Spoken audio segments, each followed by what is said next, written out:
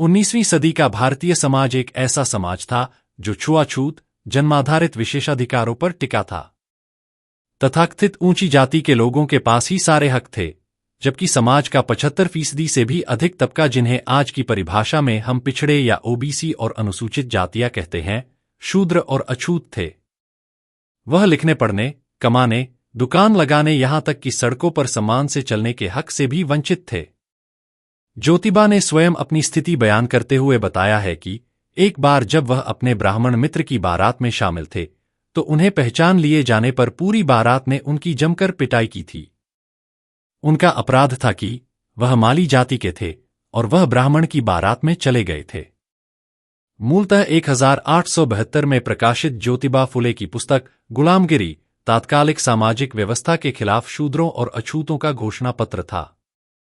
16 परिच्छेदों में बंटी इस पुस्तक के प्रत्येक परिच्छेद में ज्योतिबा ने अपनी अनोखी शैली, बातचीत या कहे विचार विमर्श शैली में अलग अलग मुद्दों को उठाया है।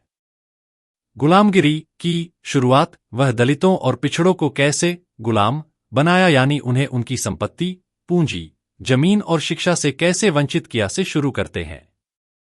वह पुरुष सूक्त का हवाला दिए बिना धर्म ग्रंथों की जाति व्यवस्था के उदय की बातों को मौजूदा विज्ञान के सत्यों के साथ परखते हैं।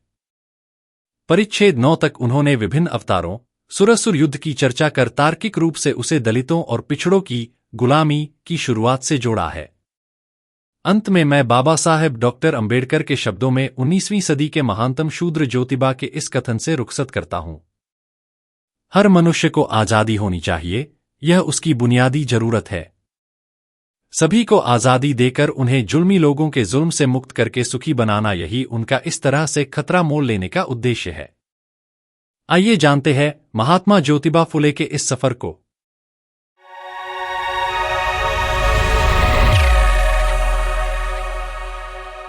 गुलामगिरी, ज्योतिराव और धोंडीराव।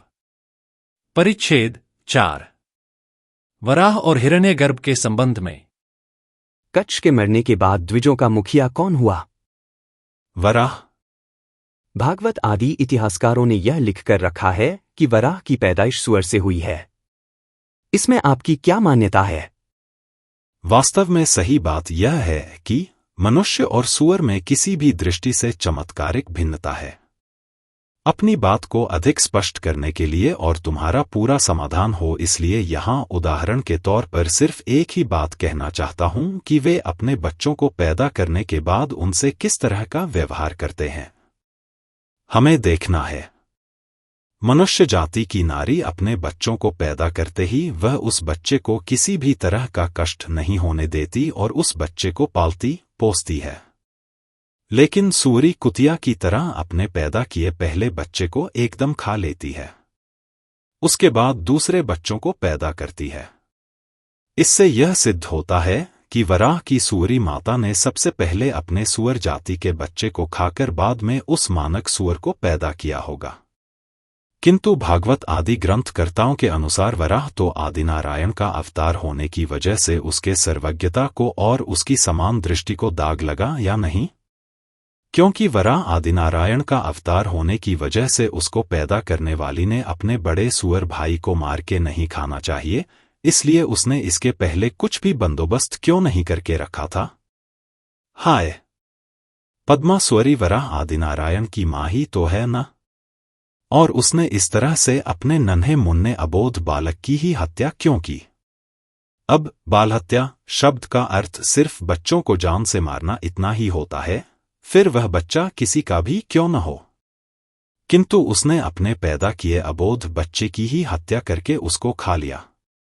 इस तरह के अन्याय का अच्छा अर्थबोध हो ऐसा शब्द किसी शब्दकोश में खोजने से भी नहीं मिलेगा। यदि इसको डाकिनी कहा जाए तो डाकिन भी अपने बच्चों को नहीं खाती, यह एक पुरानी कहावत है। फिर उस वराह की पद्मा माता ने इस तरह का अघोर कर्म करने की वजह से उसको जो नरक की यातनाएं भोगना था उससे मुक्ति मिले, इसलिए उसने कुछ पाप मुक्ति का कर्म किया हो, इसका कहीं कोई जिक्र नहीं मिलता। इसका हमें बड़ा अफसोस होता है। वराह की सुअरी माता का नाम यदि पद्मा था तो इससे यह सिद्ध होता है कि उसके सुअर पति का दूसरा कुछ न कुछ नाम होना ही चाहिए, या नहीं? पद्मा सूरी के पति का नाम ब्रह्मा था। इससे यही समझ में आ रहा है कि प्राचीन काल में जानवर मनुष्यों की तरह आपस में एक दूसरे को ब्रह्मा, नारद और मनु इस तरह के नाम देते थे। उनके नाम इन गपाड़िया ग्रंथकारों को कैसे समझ में आए होंगे?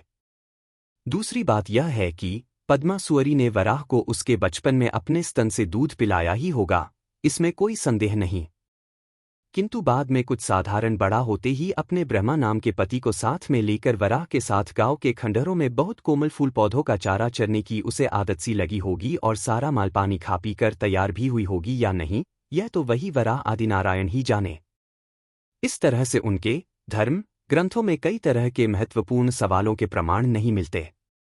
इसलिए मुझे ऐसा लगता है कि क्या यह सब झूठ है जो धर्म ग्रंथों में लिखा मिलता है कि वराह सूअरी से पैदा हुआ है? और इस तरह की झूठ-मूठ की बातें शास्त्रों में लिखते समय उस ग्रंथकार को कुछ लज्जा भी क्यों नहीं आई होगी? और यह कैसी बेतुकी बात है, तुम्हारे जैसे ही लोग उस तरह के झूठ-मूठ के ग्रंथों की शिक्षा की वजह से ब्राह्मण पंडा पुरोहितों के और उनकी संतानों के पांवों को धोकर पानी भी पीते हैं। अब तुम ही बताओ, इसमें तुम निर्लज्ज हो या वे? खैर, इन बातों को अब छोड़ दीजिए।